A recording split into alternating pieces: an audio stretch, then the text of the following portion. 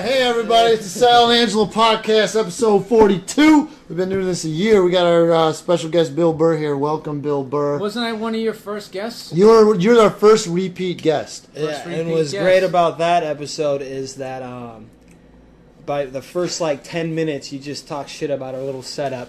Yeah, how bad it was. Looks like you guys started charging for your podcast. You got a couple of microphones. We got donations. We got a donation. I did a gig in Kentucky, a guest set with Doug Benson, and a woman saw and liked it and donated $100 to the podcast. What was that? You do stand up and donated to the podcast? Yeah, I gave her a little card. She listened on her drive home to West Virginia. It was a good 7 minutes. That's very good. I've had a couple podcasts. People do shit like that. Right? They came in, because they're free.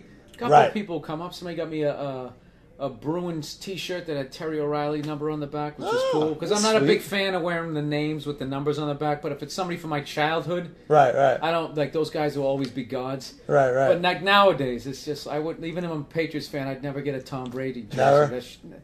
No, he's just some dude who was in 4th grade when I was trying to make it in this business, and he's married Giselle since then and won 3 fucking rings. So he just makes me feel like a loser. Dude, I gotta ask you, you're a Patriot fan, I'm a Raider fan, and it still fucking hurts me. I know it was 10 years ago, but do you think that was a fumble? the tuck rule, No, it was totally a fumble. But this thing, it was a stupid rule. Yeah. I don't understand the rule. I don't understand why it's necessary. But this is what you have to understand was karma eventually pays you back. In 1976, we played you guys. We beat you motherfuckers. Ken Stabler throws a Hail fucking Mary. Sugar Bear Hamilton is in the air as he's throwing the ball. You can't change direction when you're in the air. He lands on Ken Stabler, and they call fucking roughing the passer. And back then, when you rough the passer on a throw, the penalty was they put the ball wherever you threw it. So he threw a fucking bomb down to the 1-yard line. So they took the ball from the 50 for roughing the passer. Yeah, with 8 seconds left. Put it down on the 1-yard line. Then fucking Mark Van Egan or somebody ran it in, and we're standing there are you shitting me? And you guys went on to win your first Super Bowl. Okay, so in your mind, we're even then. And then you guys helped us win our first Super Bowl on a bullshit call. This thing, what happened in your game, it's a good rule. It's a good rule, but it was a shit call. It was a shitty call. And in our game, it was the correct call, but the stupidest fucking rule ever. I don't understand the tuck rule. I think it's part of that whole NFL is such a corporation that they realize that they're stars, they're A-listers, they're Tom Cruises, and the fucking Peyton Manning. Yeah, I can't stand how this fucking game just evolved into this penalty fucking flag fest. You know what I mean? I swear to God, dude. I wouldn't be surprised if Roger Goodell just allows the offensive players to call their own flags, call their own fucking penalties. Or just start playing flag football. Well, the thing is the guys are so much bigger, so much faster, and the helmets, that helmet, it's like a weapon, though. This is the thing about that. You can't fucking just... Those helmet-to-helmet hits when a receiver isn't looking, I definitely see those. But when a running back's flying in and he puts his head down, dude, what are you supposed to do? I You're know supposed you to can tackle prevent his toe? You can prevent that by just... making a rule where you have to wrap up. There'll be less. Then you don't have. Well, you know what? Tackling would get better in the NFL because everybody tries. I hate those times when it's an open field tackle, and rather than using your arm, they dive in like a fucking the quarterbacks missile. Would be missing, and then they miss, and then they or they hit them and they just like a video game. They bump them to the side, and the guy keeps teaching going. the kids the younger generation bad habits because fucking you see shit like that, and then kids get injured at such a young age because they're doing these fucking missiles that they're trying to be like the pros. Right. You know what I mean? Yeah, we never. Charles Woodson's the best at it though. That guy's fucking good at doing those little tackles. Because he's on the Raiders. Now he's on Green Bay now. But that's right. Anyhow, you guys, I've lost more fucking money. I don't give a shit if I bet the Raiders or bet against them. I had you assholes when you played the Chargers the first time. You had the whole fucking game won. No. I had the Chargers. Chargers, and I'm like, here we go. We're all good. We won on special teams too. I can't get mad at you because you guys won that game. But then another time, I bet you guys when you played the 49ers, you somehow fucked that one up. Yeah, right? Don't even fuck. Yeah. Dude, that's big over here. Of course it is. The Niner fans and the Raider fans, they create that rivalry. Raider fans are white trash. Made their shit up. They're white trash. Now they got some sort of chance because the NFC West sucks fucking. They fucking what are they The leader's 4-7 right now. You can totally tell how this city feels that they're better than Oakland. You can just feel it. Oh, yeah. Oh yeah. You know, and I gotta admit, to look at it, specifically you, and to see that you're like a product of Oakland, I can see where that stereotype came from. Fucking first jab right there. But well, dude, what'd you think about the Brownies beating the Pats? That was crazy. It was awesome. That was an crazy. awesome beatdown. But I don't believe in the Patriots this year. But I just can't. Really? Yeah. They dismantled Pittsburgh. They got it. Their D is very inconsistent, man. Dude, we let up 24 to 30 points every game. That's true. We let up 30 points to the Bills. But the Bills are actually playing well now. But like we this is a year like you know what I hate? Can't pick the win. Yeah. Nobody is dominating. Like No. the Jets, I like the Jets in that they can come from behind and win, but they're getting like. Detroit. But they're winning like at the skin of their teeth. Yeah, it's shit lucky. Teams. It's lucky It's shit. not lucky when you do it like 5 times, but like it's like I thought the Steelers. I was like, okay, these guys almost went 4-0 without Roethlisberger. When they come back, when he comes back and gets in the groove and gets the whole maybe I raped somebody, maybe I didn't out of his head and starts playing. But they still haven't come on. But the Saints are coming on. And, dude, I don't know. It's always the last 5 games where you can tell who gets hot, like the Giants. Who do you guys like next week? Jets or Patriots? I think the Pats. Because the Jets already beat them, and it's in New England. I'm telling you, man, I don't know. They have an unbelievable offensive line, and we have no pass rush, and our fucking defense is... I was joking on my podcast, they should be dressed like matadors.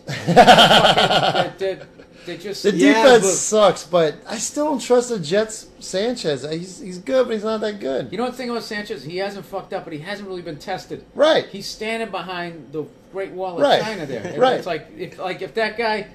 I haven't seen him have to run for his life yet. I mean, that's a tip they had to the Jets because of the whoever they drafted or whoever they signed as free agents. That offensive line is the shit. He just stands back there. Yeah. Let's fucking talk comedy here. We had to get that out of the system. Right? All right, so Bill just did his special Let It Go. I haven't bought a copy yet. Did you see it yet? I saw it on Comedy Central, but you were I don't saying have cable. They took out like 20 minutes. Yeah, I heard you were bitching about a couple 21. edits they did. Easy bitching. I'm not bitching. I'm just saying there was. Dude, I'm bitching that they have commercials. No, That's how they make money. That's how I heard they about edited a couple jokes and you weren't happy about it. No, yeah, they took out some of the best jokes of it, and all of them were about like kind of making fun of corporations, which I thought was interesting. Well, they're making fun of the automated checkout. Right. That whole chunk, they took that whole thing out. The bankers are going to phase out cash and microchip us. That silly joke.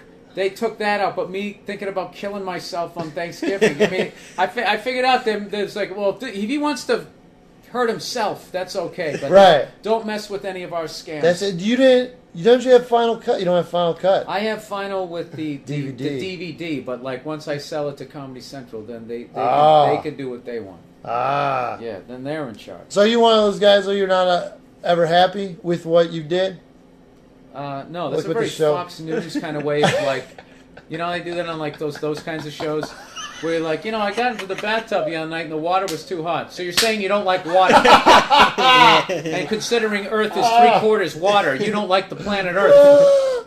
Well, I just remember all right, well maybe you're happy with the way it came out. Are you happy with the way it came out? The part came out awesome. I think this is easily my best one. Because I remember when I saw you do the second one. I was there. He was there too. He had like 5 friends. He paid and everything. Look at this guy. Yeah, and fucking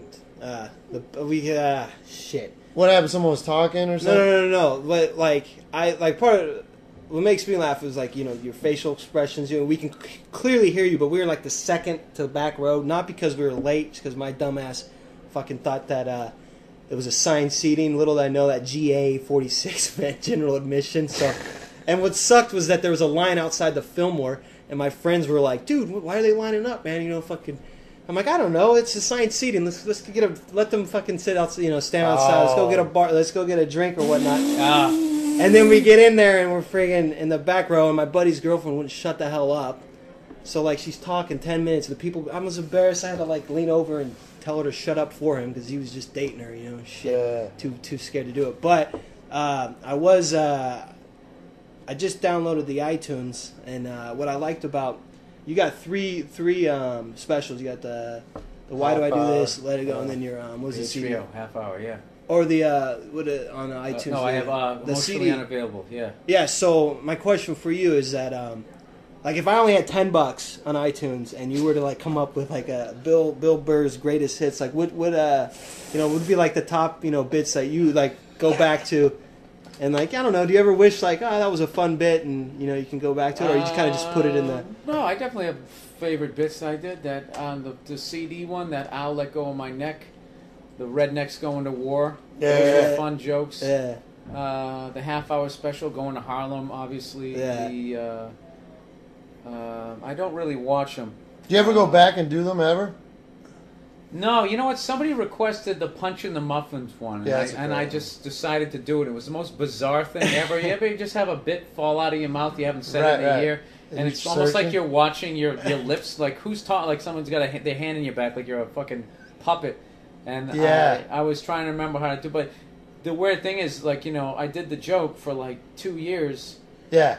On every headlining show. I wouldn't do it when I was just fucking around, but like on the headlining shows. For people at home, that's how. Like this is how I do it. Like when I do guest set spots, those are all my new ideas plus my most favorite joke. And then when I get sick of that material, but it's good material, it gets relegated to whenever I'm doing an hour. Right. So the Punch the Muffins thing became this great thing that I was doing, and then I got sick of it. So then it just became the thing that I closed with. Right. So that's why, I closed with it for like a year and a half, 2 years. I mean, count how many shows that. I mean, I told the joke hundreds of times. Right. So it's this weird thing where you haven't thought about it. It's like, you ever hear like a song that you used to listen to when you were a kid from some obscure cartoon? If they sang a song and somebody starts singing and then you just immediately, or some song you haven't heard in 20 years. That's like how the joke came out. So I see. Yeah, just sort of all of a sudden. Like Animaniacs theme song. Yeah. The Animaniacs. Yeah, I was in Thanksgiving and my brother started singing the song from Honeycomb Cereal, which you guys won't remember. You do. No. He just started going, honeycomb's big. Yeah. And I'm like, it's not small. No, we're like drunk. Honeycomb got a big bite. And you're like, where is this coming from? Why is this stuck in my head? And I can't remember the name of my girlfriend's best friend ever. All right. Well, my point was when you did the special, I just remember you killed it, and then you walked off, and you were just like, "Yeah, it was awesome." And you're like, "Yeah, I shouldn't have did that last tag," because I remember the last tag wasn't because you did the old guy sitting in the thing, and he's all and then I think they edited around that. All right, They might have switched, but I was like, God damn it! I know, and I was like, it's fine, they'll work it out. But that had to do more with like I'm one of those guys I don't know how to take a compliment. Right, I totally want to get compliments, but when they come at me, I always have to knock them down because I don't know why. I can't just be like, dude, that was fucking awesome. I can't be like, I know, I am amazing. I always have to be like, yeah, but I wore this stupid shirt. Like I don't know how to That is the LeBron shirt, by the way. That is the LeBron shirt. It's very close. Yeah, did you get a chance to watch that game? No, I don't want to talk about that. Dude, it was fucking hilarious. Jeez, That was hilarious. It was so bad. I was surprised How did he the people kept of his Cleveland cool, bro. not know that he was going to do that? They watched him do that for 7 fucking years. So I have to bad. admit, those Cleveland fans got so fucking mad. I was actually rooting for LeBron because they were reminding me of how upset I get at games and how pathetic it is to care that much. Right. But I've never cared enough to like make a sign or drag chant Scottie Pippen. Yeah, or like drag like a fucking. Did they chant Scottie Pippen? Yeah, That's hilarious. They chanted Scottie Pippen like that? Scottie Pippen. That's fucking Really? hilarious. Did he laugh? I don't know. He kept his cool, bro. I was thinking like, what if he had like a Ron Artest temper on him, bro? Dude, Scottie Pippen is the funniest fucking thing ever. You know what? Those are great fans. You know who would have loved that? Bob Costas, because I remember one time, I think I told this last time I was on, when Bob Costas was doing a Celtics game, and the officiating was horrible, and the crowd started chanting CBA. Do you remember that? The other league? Oh, yeah. You couldn't make it into the NBA, you played in the CBA. Okay. So they were suggesting that the refs were from an inferior league, so they're going, CBA. And like Bob Costas had such a geek sports moment. He's like, he flipped out and then explained it. And the fans are chanting CBA as if to, suggest that they should be officiating in a less, it's like, we got it, dude. We know what the CBA is. But he was so like impressed.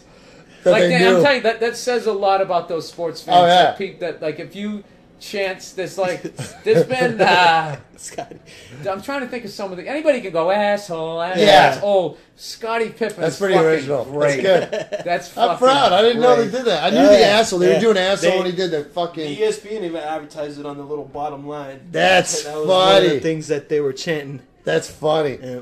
I think that was the wrong move. I think if he was going to go somewhere, I think New York was the place to go. Even though I made fun of New Yorkers for complaining that he didn't go there, but I mean, I would think that if there's anywhere, because that whole fucking thing where I'm going to spend an hour telling you something that takes 5 seconds, dude. That's obviously you're trying to get bigger. You want to get big, go to New York. Right. You know. Dude, if Mark Sanchez was playing for Jacksonville, I wouldn't even know his fucking name. He plays for the... I mean, part of it is because he's on a good team and Rex Ryan talks shit, but...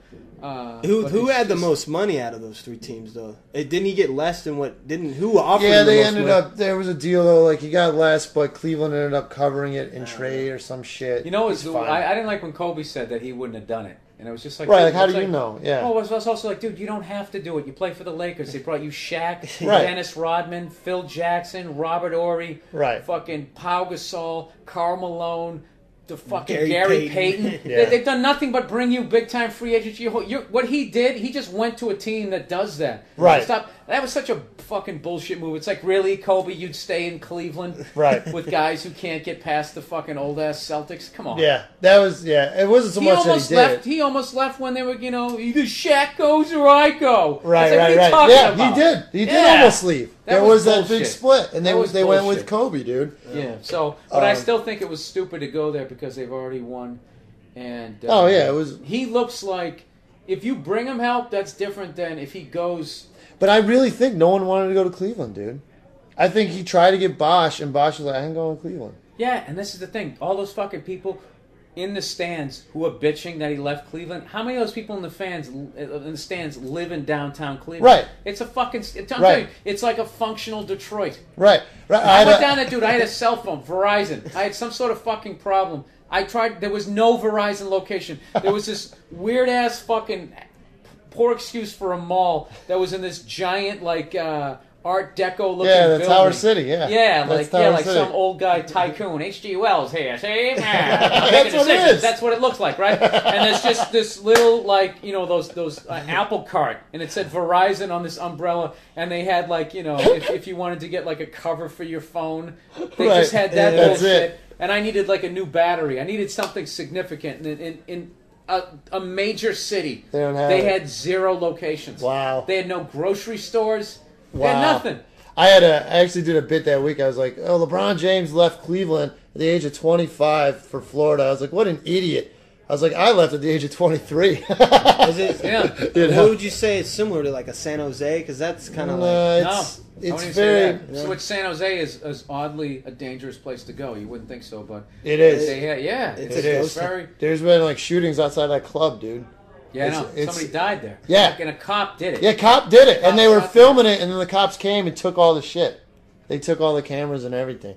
And then another club just got shot down this week in the Bay Area because of a shooting. Yeah. It's fucking insane. Bellies? Yeah, it's done, dude. Are you serious? It's gone. That's his Wednesday open mic. Now it's gone because it's out in the East Bay with all that shit in the East Bay. All right, hey, so, dude, all right, I got to ask you this. LA stage time, really? I mean, is it? I did a show last week in LA, and I don't know what it is, man. Is it the crowds? Is it just the stage time there? It's not. How do you like? I mean, I'm really not having a problem with that. You don't mind the LA scene. I've heard you bitch about it on your podcast.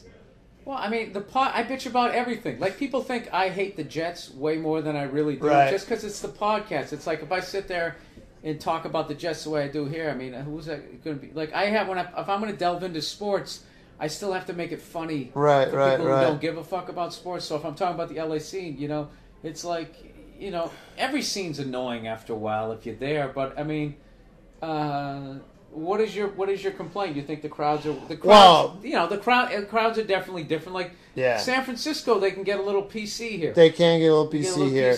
They can get a little PC up in Seattle sometimes. Yeah, and then other places can get a little fucking rednecky. Yeah, it's like if you're not famous, no one gives a fuck who you are. That's bullshit. If you're funny, it's fine. You probably went down there and you were like, wow, this is LA.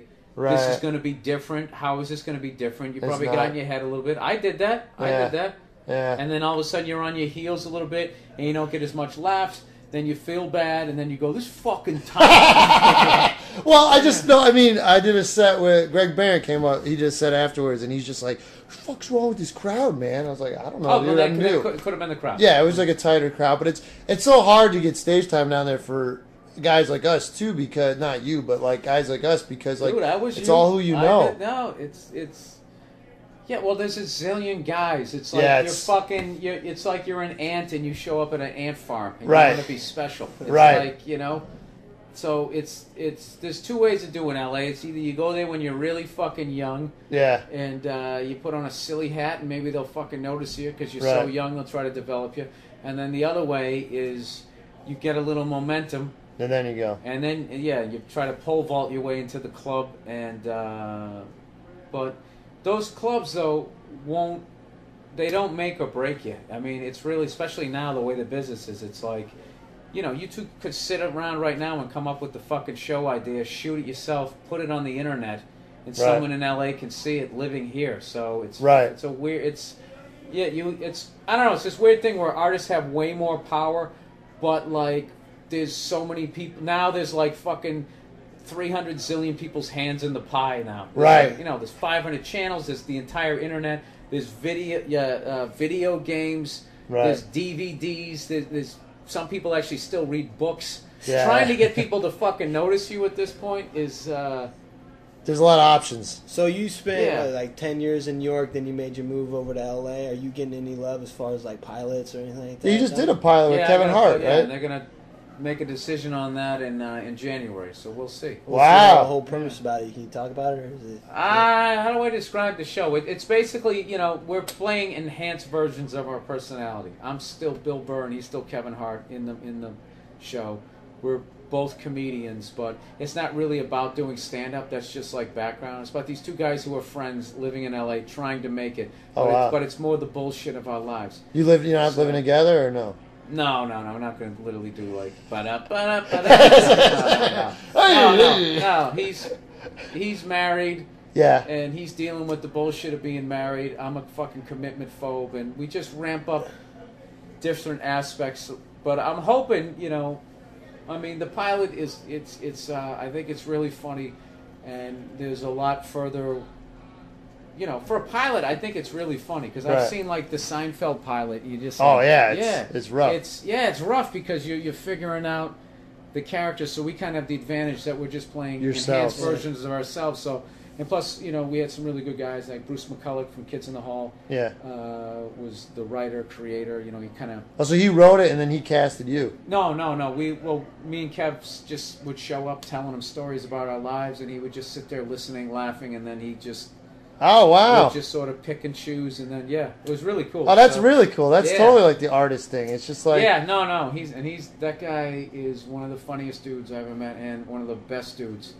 And it's one of these things. This one, I'm seasoned enough where if something doesn't get picked up, I can roll with it, but this one would really hurt because Kevin's a ridiculously fun dude to be around, and so's Bruce. It'd be funny if he gets picked up, and I storm off the set at some point. You can play this back. Started off nice. And... who sparked the idea? Because you worked with Kevin Hart before. Did you guys kind of say, "Hey, we should get together"? With Comedy Central came up with the idea. Oh, okay.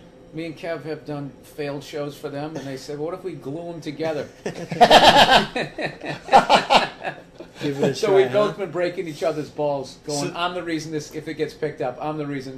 So that's the funny thing about it, because he's actually beyond me in this business where he's done all kinds of movies, and he's a really good actor. Like, I became a better actor just working with him, and he's also like, he's doing like 3,000 seaters, like adding shows. Is he really? Yeah, he's fucking He's doing huge. theaters all over. I know. But white people still have to figure out who he is. Yeah. Wow. Yeah. Wow, because he doesn't talk about his wife always kicking his ass too, right? Yeah. Shit like that. Yeah. Wow, man, that's insane. All right, and then let's see. This is I like how he just rides a topic and then he just goes, "All right, fuck it." Back to yeah, I know. That's it. So wait, done. This is what I was gonna. So you got the guy that writes, and you kind of just you and Kat. He asked you guys basically just shoot shit about your life, and then he kind of wrote the script. So he's doing primarily all the writing for you guys. If the sitcom does. No, you have the option. You have the option. See, I want to be in there. Like, I like, the writing, and I like the I'd love to get into producing. Like directing, I think it's just too tedious and having to sit there and edit and all that type of shit. But I like I'd love to become a producer. I really would. Like, it's great fucking money. You make insane fucking money, and then you don't have to deal with the TMZ side of it. Right. Because they don't know. Yeah. Yeah, I mean, it's like Behind being on the stage scenes. and people know who you are. All that shit's fun, but you walk down the street, you want to take a piss, and it's just that part's not. It's not. It gets old. It's creepy. Yeah, that's exactly what it is. It's fucking weird. I was in Ohio. And that's the thing too. And a lot of people who listen, they're like, "Well, then what the fuck did you get into the business for?" It's because this is why. Because when you start, what you think fame is and what it really is are miles apart. You think, dude, it's gonna be the shit. There's gonna be bitches. I'm gonna have courtside fucking seats, and you don't realize what it's just. You just don't. There's no fucking way to even explain. Even at the small level that I am at, like I have a really cool level of fucking notoriety, but I've know guys who are like legitimately famous, and I look, how do you deal? Dude, I was hanging with somebody one day, and we were sitting outside at a restaurant, like the sidewalk shit, and this fucking car, like I had my back to the street, and the famous dude was, facing the street. This car just pulled up, and the window comes down, and this paparazzi guy with the camera, it was like it had a gun, but it's a camera, and just, and the guy just be like, "Hey guys, how are you?" And they're like, just like, "Thank you, Mr. So-and-so," and then they drive away. Wow. And I was literally creeped out. I was just like, dude, how do you fucking... That is weird. That's all it was fucking... And he's so used to it. No, but then when you look at it in the magazine, it looks cool. Like, wow, man, he's living the life. Yeah. He's eating with that redheaded guy. Yeah. But when you actually see the shit go down, you're like, man, that's fucking weird. Yeah. Dude, I wonder if there's just fucking kids out there that just like, I want to be a paparazzi. Who wants to do that shit? No, the kid from Entourage, the kid who plays the movie star. What's his Adrian? Adrian Greer, whatever the fuck. Yeah. He actually did this documentary because he came walking off an airplane, and there was this little 8-year-old kid going, "Mrs. So-and-so, Mrs. So-and-so." He goes, what are you doing? You're paparazzi? He goes, "Yeah." And he was like 11 or 12. So he followed this kid for a year. It's a really cool documentary. Really? Where the kid is really interesting. Where it's like he's motivated, not like most 12-year-old kids, and he knows all about cameras, and he was making fucking bank doing this shit. And he goes into the camera store. He goes, "Look at that!" And he had a new camera. He goes, "I can't believe I own this thing. It's got all the, he's talking about the shutter speed and all this, and it's like that psycho, that's sort of that off-white and black paparazzi camera. He's got the insane one. He goes, "Half the guys I work with don't have this one." And he had the advantage because he's a kid. And all these like hotties, like who's that Latino hottie there? The one, what the fuck's her name? She does Salma Hayek? No, she does the Guess Jean ads, like just ridiculously hot. Or I think it was her. She was just laughing, going, "Oh my god!" And then he gives her a card. "Yeah, let me know if you ever be." She starts laughing. No, not like hitting on her, but but business. But what I noticed when I watched it is that there's certain people that aren't creeped out by that paparazzi shit. They love it, and they. Because I always thought that. I'm like, dude, it's like we still can't find Osama bin Laden, but every time fucking Brittany goes out to get a cup of coffee, these guys somehow, it's like they call them. There is... No, they do. Yeah, there is a... Because you see super famous guys like Tom Hanks, during those years, even though it's gotten a lot worse in the last few years, like, that guy is, when he wants to be seen, is seen. But you never see Tom Hanks... with like Uggs on, slurping an iced coffee, walking out of something. Like you have to call them. When they got a big movie coming out. No, they do. Contact them. Yeah, they want to stay in the business. Yeah, it's fucking weird. Yeah, so I was gonna say, even like I was in Akron, I did his club last month, and this dude seemed drugged out. I'm taking a piss. He rips a brown paper towel off. He goes, "Hey man, can you sign this, dude?" I'm like, "Bro, I'm pissing right now, dude." He's like, "I gotta get going though, man." I was like, "Fucking relax." Now imagine that 24. Well, like anytime you go out, that's crazy. You're trying to take a piss, or some guy wants to just. You remember when you get in trouble at school and you had to write like something a zillion times over? That's what it becomes. Right. Write your name on this. Write your name on this. Write your name on this. So you just kind of like, wow, man. And it becomes like this job. It's the hardest fucking thing because you don't want to. offend. Yeah, because they are being nice. And Right. This is their, oh my God, because so it becomes this 24/7 fucking job, and I'm too fucking lazy to be like. That's why I love this job. I love to go on. Yeah, that was fucking awesome. I like hanging out, signing DVDs, take a picture, and see. Now I'm in the green fucking room. over. Yeah. So that's why that producing shit really appeals to me. Like I'll stick other people. Plus, I read all that Illuminati shit, and I realize that there's no power in fame. Like the real power is the guys behind it. Oh yeah. Yeah, and then you just stick those. Yeah, here I wrote this. Go fucking say it. Yeah. Oh, ha, ha, ha, ha. And I'll sit back here on my yacht. No one knows who the fuck I am. That's what I love. But and then just still be able to do like comedy clubs and theaters. Like that's what I'm really gravitating towards. How much do you love Louis' show? I've only seen it once. I thought it was awesome. You only seen one episode? Dude, I'm on the road. I got a laptop? I know I got a laptop and I have TiVo and all that shit, but he doesn't get any credit for the ratings if you watch it on TiVo. So try to watch it. Right. No, because they know what you do. They know that you fast forward through the fucking commercials. Right. So they're like, well, we're not going to pay for some shit when they're not. I learned that with my last special. Wow. I don't get for the ratings. All the TiVo you don't get. Like really? Like, dude, I watched this. I go, did you watch it live? No, I TiVo'd it. And I'm like, oh, thanks. And I'm thinking, fuck, I didn't get credit for that guy. He fucking watched it. People like me. I'm just not getting credit for it. Well, they can't just base it off the DVDs you sell. It's got to be the hits. No, well, this is the thing that it doesn't. For a network that this is really just becoming breaking down the entertainment business. For a network. That's not like HBO. It's not like entertainment HBO for dummies here. It's like Comedy Central for a network that shows commercials. How they make their money is basically how many people were watching this shit. All right, and then with the advent of TiVo, they realized that when people tape these fucking things, they fast forward through commercials. So it's like, well, we're not gonna give you credit for the 300,000 people who TiVo'd it because they didn't watch our ad for McDonald's, so we're not paying for that shit. So then, it's smart business. It's like I'm not going to pay for something like if you're not going to watch it. I bet that you get cheated like that though. That's just like but everybody gets cheated the same fucking way. Yeah. So it's like, so now you have to have like rabid fans that are actually going to say, fuck it. Fuck this unbelievable technology that allows me to get shit-faced on Saturday night and still not miss any of my shows. Yeah. Dude, I fucking TiVo shit right and left. I don't expect people not to. Yeah. So, like, that's when I'm talking about how this business is changing and why. Yet another reason why I want to get into that whole creating shows, producing shows. Like, I would love to. Like, if acting work comes along, I'll fucking do it in a second. But that. I really like that behind the scenes shit. Would you give up the stand up? Never. No, I need to do this. Will you be able to write? I literally have a need. Yeah, I feel like I love it. If I don't do it for like a week, I fucking get on edge. No, when I hang out at home sometimes I'm bouncing off the walls and my girl will just be like, get on stage. You need to do stand up tonight. Yeah. I would be like, are you kicking me out of my house? I would just be like, yeah. I had to ask you this because like last night I did a set and like I come off a little angry on stage and you obviously come off angry. This girl did not want to introduce me to her friends, this other comic. She's like, "No, you're an angry person."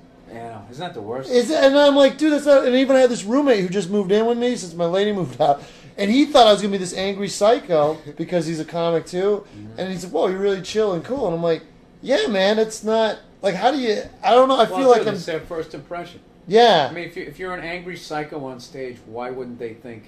Yeah. It's not like you're doing a movie. Right. It's not like you're fucking playing Tony Montana and like, oh, I thought you really were a part of a drug cartel that started in Cuba. Yeah.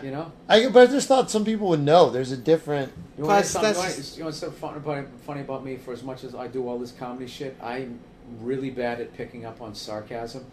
And last night, this woman is walking out. She has this mean look on her face. She goes, "Oh, thanks for the domestic violence jokes. Yeah, thanks a lot. I really appreciated the domestic violence jokes." And I was just like, "Oh, I'm glad you liked the show." I'm waving at her, which probably annoyed her more. But I was like embarrassed, right? And it's always right after they're done and right after I can't respond. I'm like, fuck, she was being sarcastic. It's like my downstairs neighbor who can't stand us because we're so loud. And I was fucking dragging my Christmas tree out last year.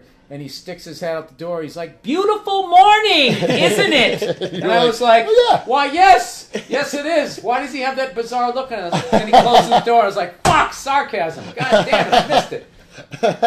Oh, man. Dude, this shit, we just watched Bill do an hour. Dude, I don't know how you keep writing like that, man. I keep failing in my personal life. Material keeps coming. I mean, the shit with your father, even like at the end, I even thought this, like, you know, you're like, oh, like, what I'm going to close on? Oh, like, I got this dog. I'm like, fuck, I already heard this. I heard like 48 minutes of new shit. I'm like, oh, the dog thing. And the dog thing was new. You had a new dog thing. And I was like, holy fuck, man. The dog is continuing to progress. Yeah. And that's just, but you like constantly. A puppy. You're constantly writing. I was listening to this week's. Constantly running my mouth. I haven't written anything down in fucking forever. You use shit from your podcast, though, huh?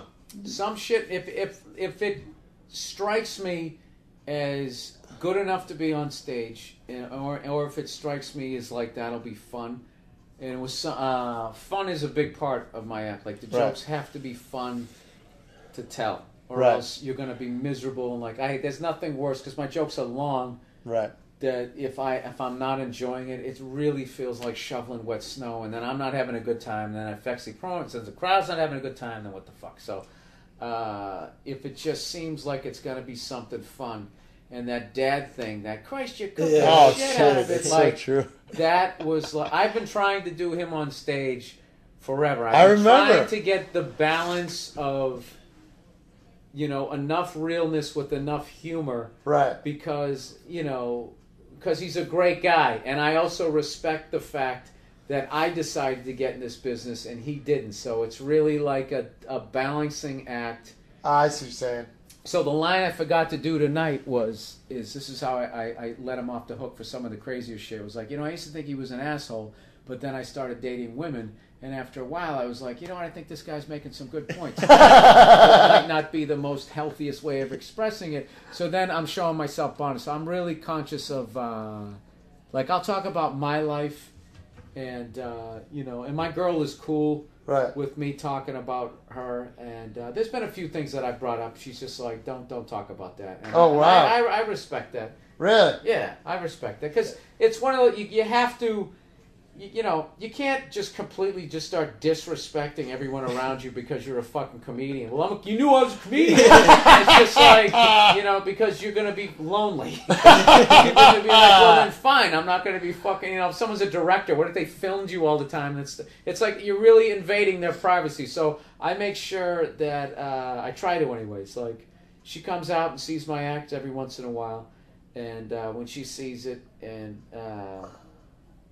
or whatever, I'll come home. I said, I told that story on shit. You told that? How the fuck would you do that? And blah, blah. And if she's really upset about that, I won't tell it again. But my big thing about... What if it kills? Well, Do you ever check I'll do it on the road, but I won't do it on a special. I won't do it... that's it. I guess that's the line. I won't do it on a special. Or maybe I'll just do it a couple more times because it's... Especially if I need a joke, I will do it, but because it's so personal to them, they don't understand that. It's like when I go to fucking Salt Lake City and no one knows you, it's you're faceless. They don't know what you look like. So yeah, but I do respect the fact when they're just like, if she seriously says don't tell that story on stage, I'm serious. She says that and I say fine, I won't. I won't, and then I fuck with it. I go, it's just gonna put more, bring us one more closer to that dream house. But I heard somebody told me a story of Ray Romano. He took so much of his life to do his that Everybody Loves Raymond, which is such a fucking amazing show. Which I didn't even realize till it went into syndication. Just being a comedian, and plus I was really hitting the clubs hard in the late '90s.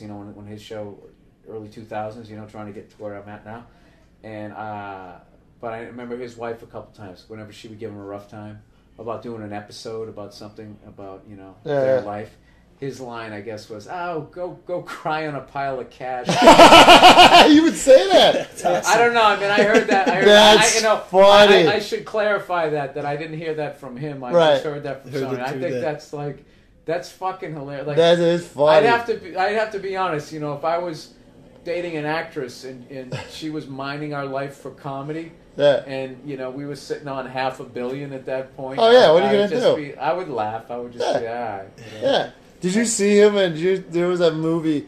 I want to see his new show, man. I've heard good things. I haven't seen it either. Fuck. Is that on tonight? I got to tape that. Fuck if I know. I got to TiVo it, and he won't get any credit. He did some... What's the fucking movie that Adam Sandler did where he played a comic? Oh, the funny I love that movie. Yeah, funny people. I love that scene of Ray Romano and Eminem.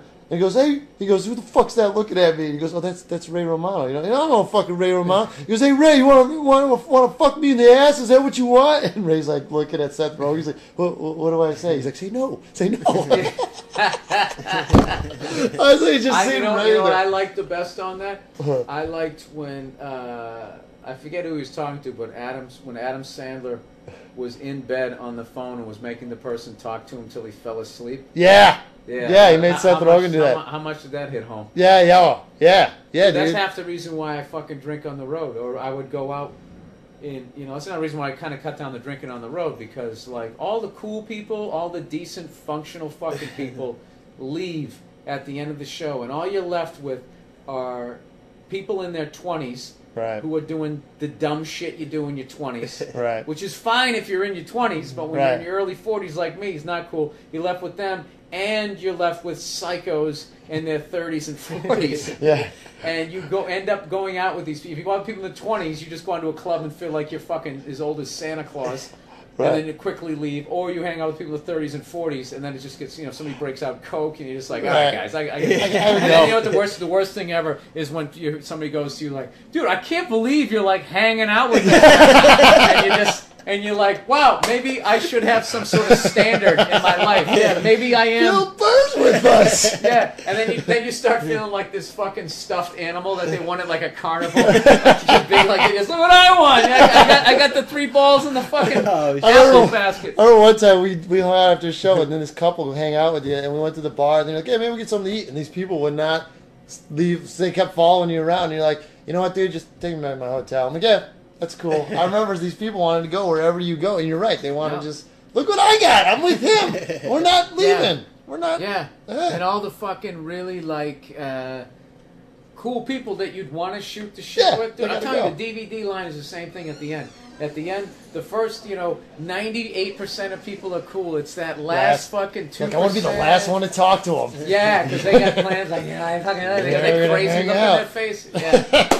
All right, I think that's it. We good, Angelo? Yeah. Bill, thanks for. Thank you very much for taking the time, and we're one of the best. Wait, are you going to post this tomorrow? Because he's going to be. He doesn't need our help. No, for the where you at next week? He'll be at Cobb's Small. BillBurr.com, Monday morning podcast every Monday. Sunday, December 4th and 5th. I'll be here at Cobb's, and then 2 weekends I'll be doing a Thursday, Friday, Saturday, Sunday. Let's see, that would be 11, 10, 9. Then 9, 10, 11, 12. Oh, Irvine.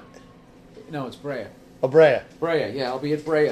Improv. And, winding down, you see how I do it? And get his DVD on Amazon.com. Let it go. Amazon.com makes a great stocking stuffer for something you don't give a fuck about. Yes. It's only $20. That's it. Knock off 5 relatives that you don't give a shit about. Here you go. Deal them out like cards. Go fuck yourself. Go fuck yourself. We'll see you next week. Bill